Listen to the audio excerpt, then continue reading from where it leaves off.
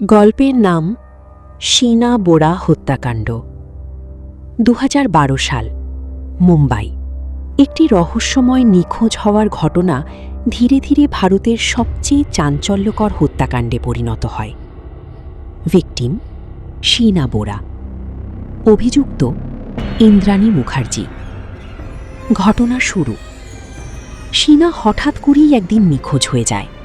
তার বন্ধুবান্ধব এবং সহকর্মীরা চিন্তিত হয়ে পড়ে, কিন্তু আশ্চর্যের বিষয়, তার পরিবার জানায় শীনা নাকি বিদেশে চলে গেছে এবং আর যোগাযোগ রাখতে চায় না। সবাই ধীরে ধীরে বিষয়টা মেনে নেয়, কিন্তু রহস্যটা থেকে যায়। ৩ বছর পর ২০১৫ সালে পুলিশ এক ভিন্ন মামলার তদন্ত করতে গিয়ে এক ড্রাইভারকে গ্রেপ্তার করে, শ্যাম্বর রায়। জিজ্ঞাসাবাদের সময় সে এমন একটা কথা বলে যা সবাইকে চমকে দেয়: আমি একটা খুনে জড়িত ২০১২ সালে। তার বর্ণনায় উঠে আসে এক ভয়ঙ্কর সত্য উন্মোচন। শীনা বোরা আসলে ইন্দ্রাণী মুখার্জির মেয়ে ছিল, যাকে ইন্দ্রাণী সমাজের কাছে নিজের বোন বলে পরিচয় দিত। শীনার সঙ্গে ইন্দ্রাণীর সম্পর্ক খারাপ হয়ে যাচ্ছিল, বিশেষ করে ব্যক্তিগত সম্পর্ক ও সম্পত্তি নিয়ে।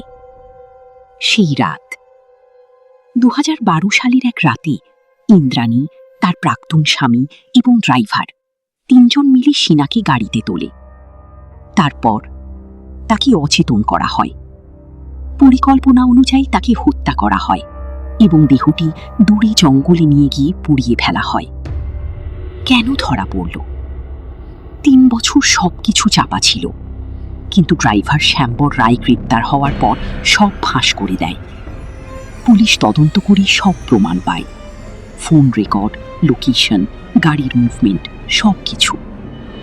পরিণতি: ২০১৫ সালে ইন্দ্রাণী মুখার্জিকে গ্রেপ্তার করা হয়। এই ঘটনা পুরো দেশে শোরগোল ফেলে দেয়।